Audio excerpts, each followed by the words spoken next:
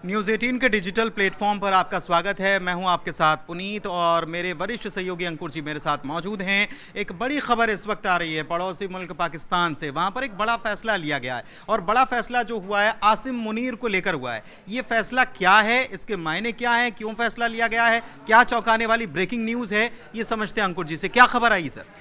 देखिए, सबसे बड़ी खबर चौंकाने वाली ये है कि आसिम मुनीर जो पाकिस्तान के चीफ ऑफ आर्मी स्टाफ थे, अब वो फील्ड मार्शल होंगे। और अयूब खान के बाद, यानी कि अयूब खान वहाँ पे आप डिक्टेटर भी कह सकते हैं, फील्ड मार्शल भी थे, आर्मी के चीफ भी थे। उनके बाद ये बड़ा फैसला है कि आसिम मुनीर को फील्ड मार्शल बनाया गया है।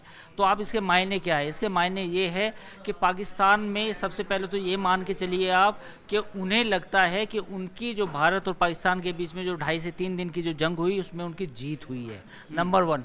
नंबर 2, आप ये समझिए कि जो इस समय मिलिट्री नेशनलिज्म है पाकिस्तान में चरम पे है और उसका फ़ायदा उठाया है आसिम मुनीर ने। 30 नवंबर को वो रिटायर होने वाले थे। उस रिटायरमेंट से पहले उन्होंने खुद को एक तरह से फील्ड मार्शल के रूप में अपनी ताजपोशी करा ली। और अब सेना की जिम्मेदारी किसके हाथ होगी, ऐसी खबर आ रही है कि कौन ले रहा है जिम्मेदारी? नहीं, देखिए, चीफ ऑफ आर्मी स्टाफ वही रहेंगे या किसी और को नियुक्त करेंगे वो एक अलग बात है, लेकिन इस बात की संभावना कम है कि वो खुद फील्ड मार्शल बने रहेंगे और वो किसी और को चीफ ऑफ आर्मी स्टाफ लगाएंगे, नंबर 1। नंबर 2 ये है कि अब फ़ौज का जो कंट्रोल है पाकिस्तान पे वो और बढ़ेगा। यानी कि जो नेशनलिज्म उभारा गया ऑपरेशन सिंदूर के बाद, जो वहाँ पे एक पूरा माहौल बनाया गया कि देखिए पाकिस्तान की जीत हुई है, हमने इंडिया के साथ ये कर दिया, इंडिया को जवाब दे दिया मुंह तोड़, तो उसका फ़ायदा उठाया आसिम मुनीर ने। और आसिम मुनीर इसी का फ़ायदा लेना भी चाह भी रहे थे, क्योंकि ये माना जा रहा था कि आसिम मुनीर खुद को चाहते हैं कि 3 साल के लिए, यानी कि जब वो नवंबर में रिटायर होने वाले थे उसके बाद वो अगले 3 साल और आर्मी चीफ बनते। तो ये मुझे लगता है कि जब वो फील्ड मार्शल अब बने हैं तो अब इस बात की भी संभावना है कि जो अगले 3 सालों के लिए जो आर्मी चीफ उनको बनना है तो वो खुद ही बने रहना चाहते हैं।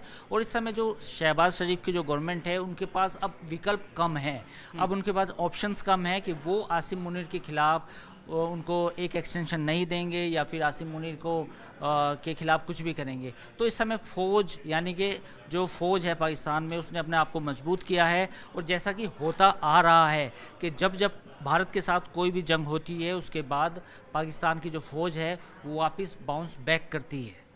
नहीं, लेकिन ये मैं आपसे ये समझना चाह रहा हूँ कि ये जो परिस्थितियाँ बनी थी, ऐसा लग रहा था कि शायद आसिम मुनीर ने जैसे जिस तरीके का वो भाषण दिया था और जो उसके बाद चीज़ें हुई, तो ऐसा लग रहा था कि शायद कंटिन्यू ना किया जाए, इंटरनेशनल प्रेशर। लेकिन यहाँ तो चीज़ें बिल्कुल उलट हो रही हैं और ये उलट हो रही हैं, तो इसके मायने क्या है? आने वाले वक्त में इसको कैसे देखेंगे? क्योंकि भारत ने तो ये बता दिया कि हमने मुंह तोड़ जवाब दिया, लेकिन वहाँ तो ये मैसेज नहीं जा रहा है, दुनिया में भी ये मैसेज नहीं जा रहा है। देखिए, वो पाकिस्तान अलग तरीके से बिहेव करता है। आपको देखना होगा कि वो अब एक सिक्योरिटी स्टेट बन के रह गया है, जहाँ फ़ौज ही सब कुछ करती है, फ़ौज ही सरकार चलाती है, फ़ौज ही वहाँ पे बाकी काम करती है, फ़ौज वहाँ पे यूरिया बनाती है, फ़ौज वहाँ पे खाने पीने की चीज़ें बनाती हैं। पूरा मिलिट्री कॉम्प्लेक्स, जो इंडस्ट्रियल मिलिट्री कॉम्प्लेक्स है, वो पूरा वहाँ पे वो निज़ाम चलता है। अब इसका मतलब ये है कि देखिए, एक तो ये है कि जैसे ही भारत के साथ जो भी तनाव हुआ उन्होंने उसे दूसरी तरफ से इंटरप्रेट किया। उन्होंने पाकिस्तान की आवाम को बताया कि देखिए सब कुछ बढ़िया है, हमने जंग जीती है, जबकि असलियत कुछ और थी। तो एक तो ये, दूसरा फिर जो आर्मी जनरल है उन्होंने खुद को लार्जर देन लाइफ दिखाने की कोशिश की। आपने कुछ एक वीडियो भी देखा होगा जिसमें शाहिद आफरीदी और ये शोएब अख्तर आर्मी चीफ्स के गले मिल रहे थे, झपिया पा रहे थे। तो ये एक सीन क्रिएट करने की कोशिश की गई।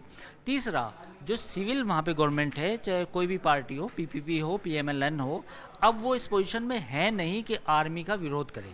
आर्मी के विरोध में कौन है? इमरान खान। इमरान खान कहाँ है? फिलहाल जेल में है। अब जेल से बाहर आने की संभावना कितनी है? बिल्कुल कम है, क्योंकि जब आर्मी अपने आप में इतनी शक्तिशाली हो जाएगी, चीफ ऑफ आर्मी स्टाफ खुद को फील्ड मार्शल बनवा लेगा, तो उसके बाद तो इमरान खान का बाहर आना काफ़ी मुश्किल है। तो ऐसे हालात में आर्मी, जैसा कई एनालिस्ट कह भी रहे थे, मैं एक एनालिस्ट को कोट भी करना चाहूँगा, आयशा सिद्दीका, जो एक पाकिस्तान की जानी मानी मिलिट्री हिस्टोरियन है, उन्होंने ये कहा था कि उनका ही अजम्पशन था कि जो लोग पाकिस्तान को समझते हैं वो इस बात को जानेंगे कि हर लड़ाई के बाद, और ख़ास तौर पे इंडिया के साथ, मिलिट्री नेशनलिज्म चरम पे होता है, उभार उसका जो उरूज होता है वो पूरा उरूज पे होता है। तो अब उसका फ़ायदा उठाने की बात थी, तो फ़ायदा उठाया आसिम मुनीर ने। आसिम मुनीर अब फील्ड मार्शल बन गए हैं अयूब खान के बाद। तो अब अयूब खान के बाद उन्होंने खुद को दिखाया है कि मैं भी एक मिलिट्री जनरल हूँ। अगला कदम क्या हो सकता है? अगला कदम ये हो सकता है कि शायद इस बात की संभावना है कि मिलिट्री कू शायद वो ना करें, पर वो एक एक्सटेंशन और लें, अगले 3 साल के लिए फील्ड मार्शल के तौर पे वो पाकिस्तान सेना में मतलब को इसका चला। अभी जो हालात बने भारत पाकिस्तान के बीच में, इसका मिलिट्री ने ब्लफ करके और फायदा उठाया अवाम के बीच में। कुल मिलाकर तस्वीर ये है, और खबर भी आप समझ गए होंगे कि क्या उलटफेर पाकिस्तान में यहां पर किया गया है और कैसे अपनी ही ताकत को बढ़ाने की कोशिश ये जो मुनीर जो हैं उन्होंने कर डाली है और उसमें कामयाबी भी हासिल कर ली है। धन्यवाद।